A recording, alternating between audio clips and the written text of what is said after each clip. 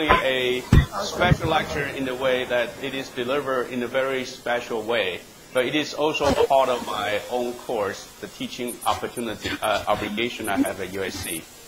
I am a global traveler. I always wanted to go to different places for conferences, but I have a teaching obligation. Finally, I decided to do something that enables me to travel. I also continue teaching my students. So that was really the initial motivation to start the program. And I'm very glad now the program is growing. And I wanted to take this opportunity to test whether I can be whether I can give the remote lecture to my student back home, also to students a couple thousand miles away. And it is so pleased. I'm so pleased to have this opportunity to give this lecture at the KAIST. Before I start, I wanted to thank Professor Kang for his very strong support, Professor Cho, and also all the staffs from the e-learning center, the director of e-learning center, that make this arrangement possible. All the technical detail, there's a lot of technical detail behind the screen, which is not something I can comprehend. But I trust that we have very able hands to make this global technology work for education. Because this is part of my regular lecture, so I have prepared the lecture notes. Those lecture notes probably will not make much sense to those audience from KAIST, since you did not attend the previous lecture. And in order to make this whole activity a little bit more sensible to you, what I would do is I will say just a few words about the program, what we try to do. This is mainly to the KAIST audience. And this will be a repetition to my students at USC, my students at Peking University, as well as my students at National Taiwan University. So I ask for their patience, and it will be just 10 minutes introduction of the program, specifically for KAIST audience. After that 10 minutes, we will then come back to continue my regular lecture. I think this 10 minutes introduction is necessary, so although the KAIST audience will not follow the content of my lecture, at least you will have understanding of the context, why we're doing what we're doing, okay?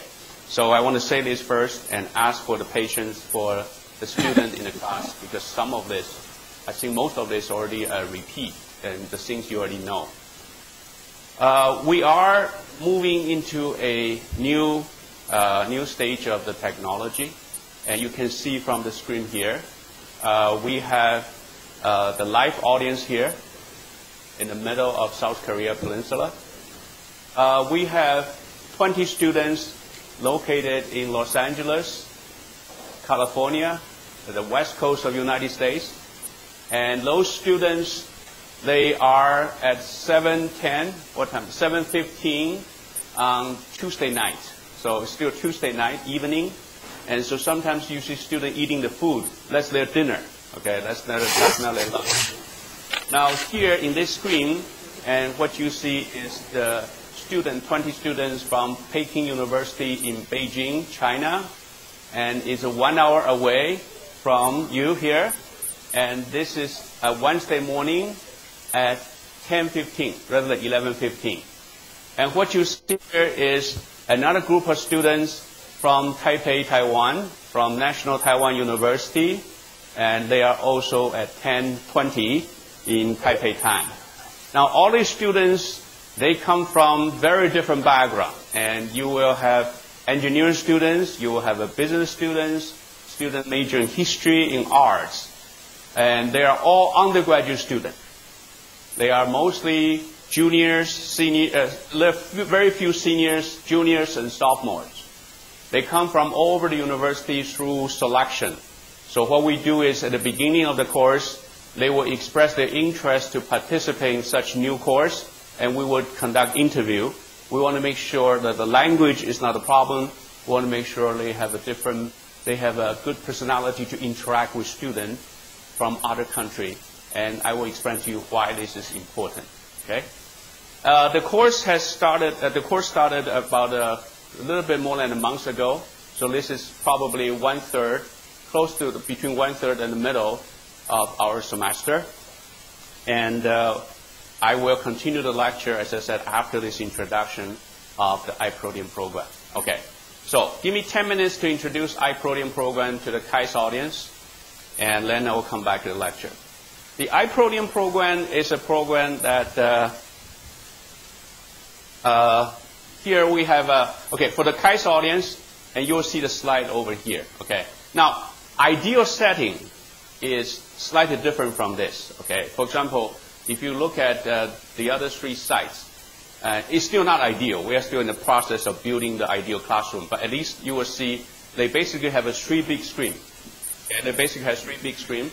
The middle screen will be the content, the slides, me, the lecture. On one screen will be the life size of students from University A, and there will be a student from University B, and that will be what they see. Now here, since we do not have a camera directly shooting at audience all the time, therefore we will switch between the audience and myself, and also because the limitation of your screen, and we divide it into 4 for you to see. And ideally, this should not be the dividing screen. Rather, it should be the full screen on one side, on the other side, and depends on how many sides you have. In our classroom, ideally, we like to also have the classroom a little bit long and shallow, so that students can sit almost like into the screen and become surrounded and become immersive. Okay? So, after that, let me say a few words about why we do what we do. Okay? This is a course. This is a program called iPodia program. iPodia program is an agreement that USC signed with our strategic partner. Say, for example, we signed the agreement with Peking University. We signed an agreement with National Taiwan University. The agreement is very simple, that we agree to have students to learn together. And we agree to have professors to teach their combined students together. And I'm going to tell you why that is interesting, why we need to do that. And we also agree that we don't charge each other. Okay, that's important. So there's no money to exchange. And we agree that we're going to take care of our own expense. If there's additional equipment, and we agree to take care of our own, to keep the thing simple. Okay? Why we need to do that is because we believe in the 21st century, what is important in education is not continuing to lecture the content. Because if you keep lecturing the content, students will have no reason to come to campus. They can stay at home. They can go to the coffee shop. They can access content all the time. So what is the point of students come to campus then? It is something we call contextual learning. That is, you want the student to really learn the context behind the content. Well, this is good, but this is very hard to do. Why? Because you cannot lecture content. I cannot just put you here and start to lecture the content. Content cannot be taught, but content can be learned. This is very important. So content cannot be taught by teacher, but can be learned by student. How do they learn it? They engage something called co-construction.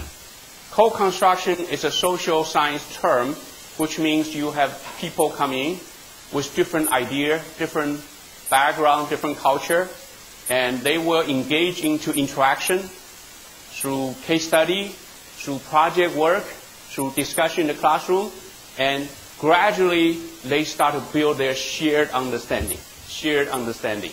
Now, this shared understanding is very different from agreement. Because when I do a lecture, I have to have agreement that this is the way it is. There's a correct answer and incorrect answer. But in a contextual understanding, it is not about the correctness or incorrectness. It's about, do I understand where you come from? So at the end of a co-construction, students may have different ideas, still they have their different opinion, but at least they will understand why other people think differently, why we cannot agree. So this is very important, called shared understanding among the stakeholder. To me, to us, that is a very important byproduct of education today. And that will become the main reason that students want to come to campus to learn. Otherwise, they will stay at home to learn. So the reason we want to do this program is we will provide a new learning environment so that the student can come in, not only learn from teacher, but more importantly, learn from their classmate. Their classmate become a very important education resource. The teacher's role become a designer of such learning environment. And the student will learn from each other, with each other together by co-construction. And at the end, they will obtain knowledge not only about the subject, but they will obtain understanding of the classmate. Therefore, it is very important we restrict and we've been very selective on who are the classmates. And that's why we go around the world, we only sign up the best university in the world. So that we have the best students come together, they become classmates with each other, even they are located 1,000 miles away. To achieve this goal, these are the three pedagogical methods we use. The first one, obviously, this is not learn. This is learner center. The first one certainly is learner center. This is particularly in contrast to something called teacher center. That is, you will see in this lecture, although I do give lectures, but that's not the real focus. The focus is really to prepare students for a lot of interactive discussion among themselves. The second one is called cross-culture. This is a very unique thing about this course because we believe in the 21st century, since the world is so globalized, any kind of contextual understanding must be global contextual understanding. There's no point to have a local understanding only. And how do you do this global contextual learning without traveling? Well, that's the way we do it here.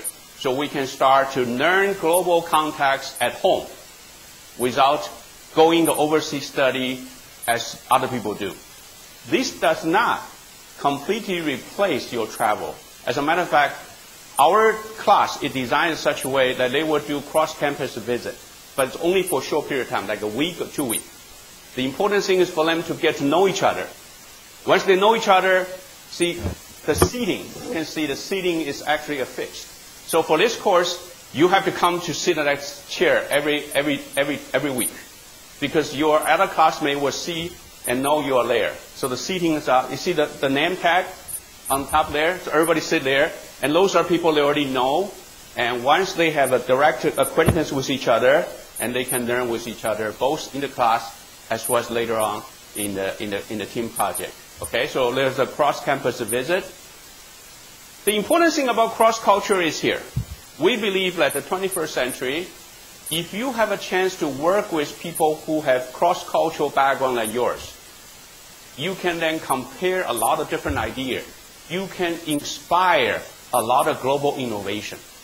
And I really believe a lot of innovative ideas come from the opportunity that you work with people who are very different from you. I mean, if you travel around the world, you'll know the first few days when you arrive in some place, you get very excited because everything is so different.